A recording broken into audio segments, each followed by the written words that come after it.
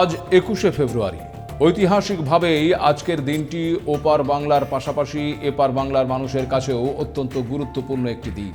কিন্তু বদলে যাওয়া বাংলাদেশে মৌলবাদী আর স্বৈরাচারীদের আগমনে গত বছর গুরুত্ব হারিয়েছিল ঐতিহাসিক এই দিনটি।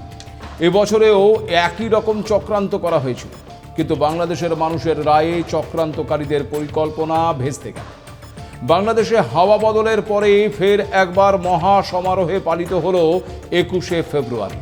আর উল্লেখযোগ্যভাবে শুধু নয়া প্রধানমন্ত্রী বা বিএনপি সরকারের প্রতিনিধিরাই নয়, হাওয়া বদলের বাংলাদেশে অনেক জায়গাতেই ২১শে ফেব্রুয়ারি দিনটি পালন করল আওয়ামী লীগের সমর্থকরা। তবে কি বাংলাদেশের মাটিতে ফের একবার সক্রিয় হয়ে উঠতে শুরু করেছে শেখ হাসিনার দল? ধীরে ধীরে পদ্মার বুকে বইতে শুরু করেছে নৌকো। বিরোধীদের অভিযোগই কিন্তু এই প্রশ্নকে আরো জোরদার করে তুলছে। তবে কি ফের একবার আন্ডারগ্রাউন্ডে চলে যেতে চলেছে জামাতরা? মুছে যেতে চলেছে সদ্য গজিয়ে ওঠা ছাত্রদের এনসিপি?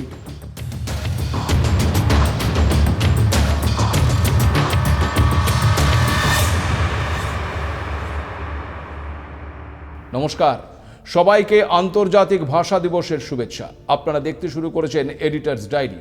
আরও একটি নতুন এপিসোডে আপনাদেরকে স্বাগত জানাই। ২১শে ফেব্রুয়ারি দিনটির ইতিহাস আপনাদের সবার জানা। ১৯৪৭ সালে পাকিস্তান সৃষ্টির পর থেকেই উর্দুকে একমাত্র রাষ্ট্রভাষা করার ষড়যন্ত্র করা হয়েছিল, যার বিরুদ্ধে পূর্ব পাকিস্তানে আন্দোলন শুরু হয়।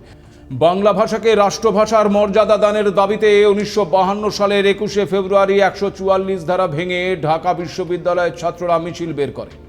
আর সেই মিছিলের ওপর নির্বিচারে গুলি চালায় পাকিস্তানের পুলিশ। মাতৃভাষার অধিকার রক্ষায় শহীদ হয়েছিলেন সালাম, বরকত, রফিক, জব্বার সহ আরও অনেকে।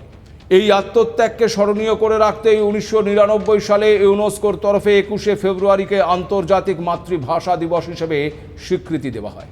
আর তারপর থেকেই প্রতি বছর এই দিনটি অত্যন্ত শ্রদ্ধার সঙ্গে পালন করে আসছে বাংলাদেশ। আর বাংলাদেশের পাশাপাশি একইভাবে দিনটিকে পালন করা হয় এ বাংলাতেও। কারণ বাংলা ভাষার জন্য লড়াইটা ওপারের মানুষরা করলেও বাংলাটা এপার বাংলার মানুষের কাছেও মাতৃভাষা। আমরা সবাই এই ভাষাতেই কথা বলি। আমরি বাংলা ভাষা মোদের প্রাণের ভাষা। তাই তো এই দিনটিতে সীমান্তে দুই বাংলার মিলনের ছবিটা আরও জোরালো হয়ে ওঠে। কিন্তু সেই সৌহার্দ্যের ছবিটা হারিয়ে গিয়েছিল মৌলবাদী পাকিস্তানপন্থী ষড়যন্ত্রকারীদের চক্রান্তের কারণে। ২০২৫ সালের ভাষা দিবসের সীমান্তে দুই বাংলার শহীদ স্মরণ অনুষ্ঠান দেখা যায়নি। বাংলাদেশেও এক প্রকার নমনম করে তা পালিত হয়েছিল।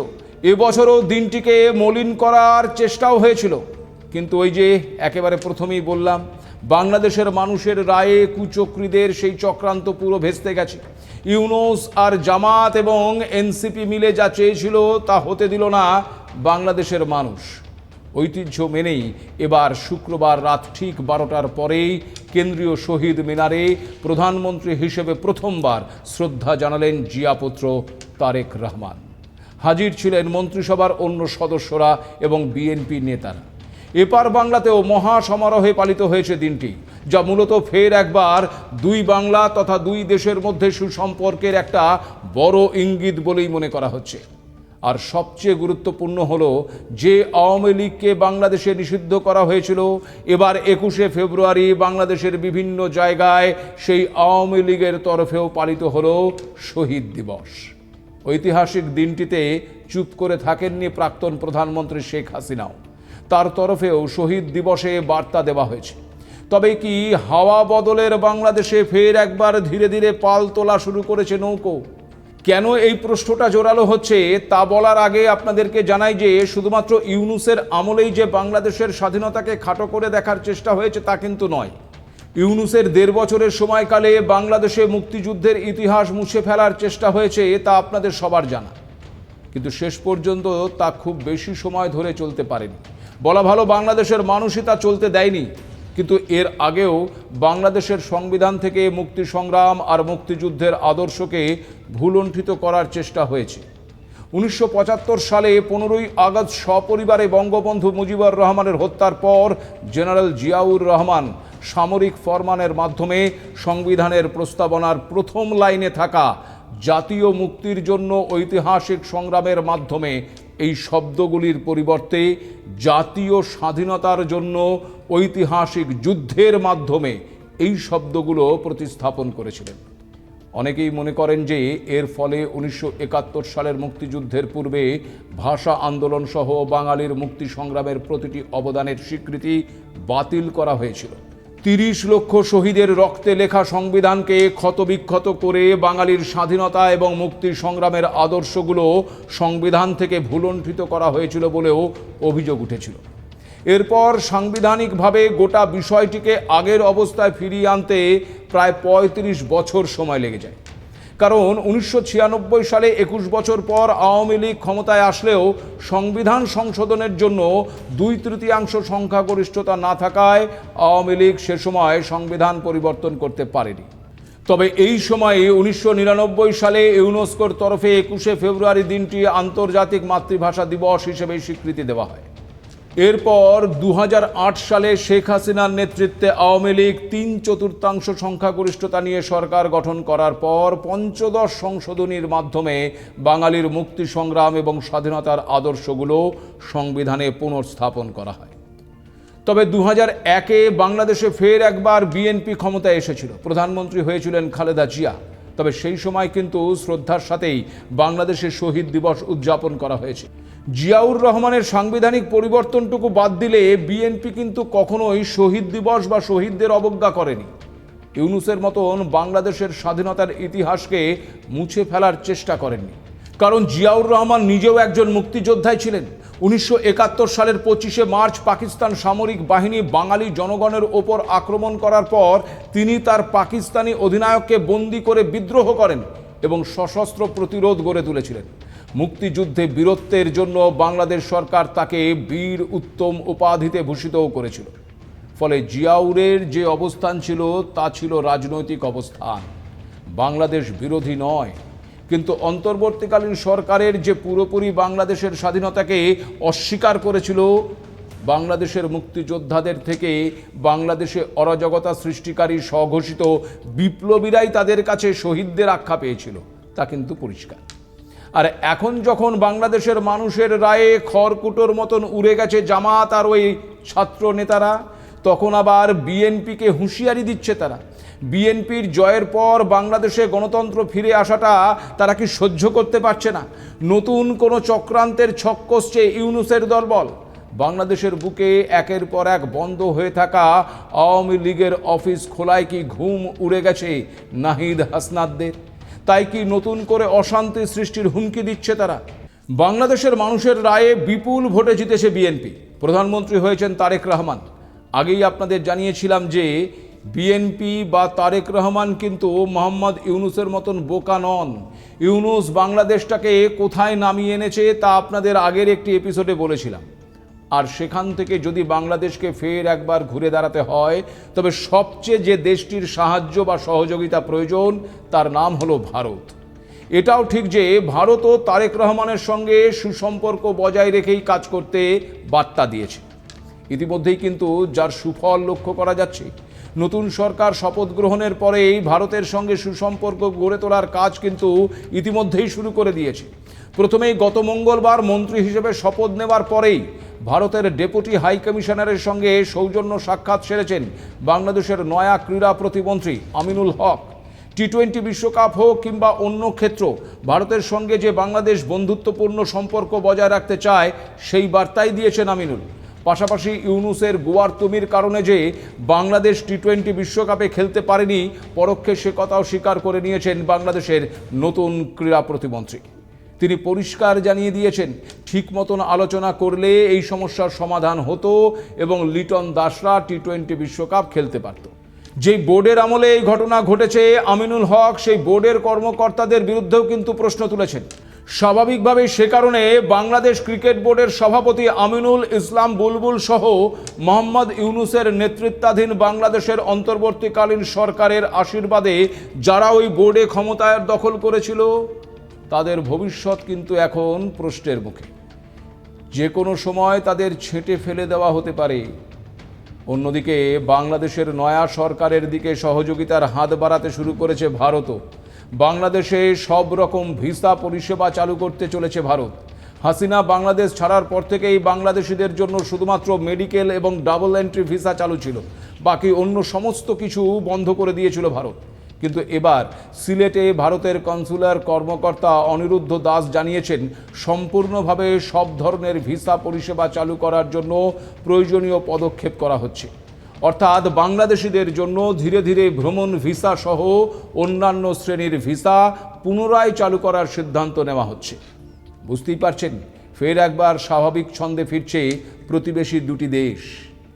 অন্যদিকে আবার বাংলাদেশের মাটিতে গণতন্ত্র ফেরায় একটি জাতীয় রাজনৈতিক দল যাদের জোর করে নিষিদ্ধ ঘোষণা করে রাখা হয়েছিল, তারা ফের একবার একটু একটু করে নিজেদের অবস্থান ফিরে পেতে চাইছে। একটি স্বাধীন গণতান্ত্রিক দেশে যা খুবই স্বাভাবিক ঘটনা।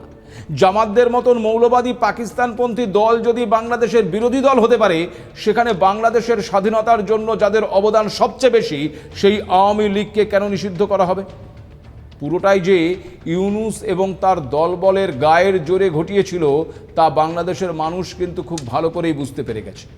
এক কথায় কিছু মনগড়া প্রোপাগান্ডা তৈরি করে বাংলাদেশের মানুষকে বোকা বানানোর চেষ্টা হয়েছিল, কিন্তু বেশি দিন যে তারা বোকা বানিয়ে রাখতে পারেনি তা কিন্তু নির্বাচনের ফলাফলেই পরিষ্কার হয়ে গেছে। মানুষের রায় আসতেই দীর্ঘ 18 মাস পর সাংগঠনিক স্থবিরতা কাটিয়ে উঠে আবারও রাজনৈতিক অঙ্গনে সক্রিয় হওয়ার চেষ্টা করছে আওয়ামী লীগ। নির্বাচনের পরদিন থেকেই আওয়ামী লীগের কেন্দ্রীয় কার্যালয় সহ সারা দেশে 1 ডজনেরও বেশি জেলায় এবং উপজেলায় দলীয় কার্যালয় খুলে জাতীয় পতাকা উত্তোলন, ব্যানার টানানো এবং স্লোগান দিয়েছেন দলটির নেতা কর্মীরা। এই ঘটনা আওয়ামী লীগের একেবারে তৃণমূল পর্যায়ে হলেও এই ধরনের উপস্থিতি কেবল সাংগঠনিক বার্তা নয়, বরং জাতীয় রাজনীতিতে পুনরায় জায়গা করে নেওয়ার কৌশলগত প্রচেষ্টার অংশ হিসেবেই মনে করছে রাজনৈতিক পর্যবেক্ষকরা। আর শুধু আওয়ামী লীগের অফিস খোলার চেষ্টা বা পতাকা উত্তোলনের বাইরে আরও একটি বিষয় ঘটেছে, যা কিন্তু সবার নজরে এসেছে। আর তা হলো, দীর্ঘ প্রায় 9 মাস পর জামিন পেয়েছেন বরিশাল সদর আসনের প্রাক্তন সংসদ সদস্য জেবুনেচ্ছা আফরোজ।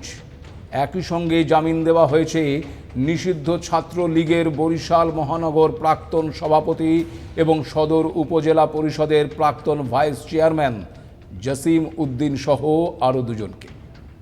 অন্যদিকে আবার গণভোটে বিএনপির না ক্যাম্পেন, নির্বাচন পরবর্তী সময়ে সংবিধানের সংস্কার পরিষদে শপথ না নেওয়া, গণভোট এবং জুলাই সনদের সাংবিধানিক বৈধতা নিয়ে বিএনপি নেতাদের বক্তব্য এবং অবস্থান, এসব কিছুই আবার নতুন সমীকরণের ইঙ্গিত দিচ্ছে।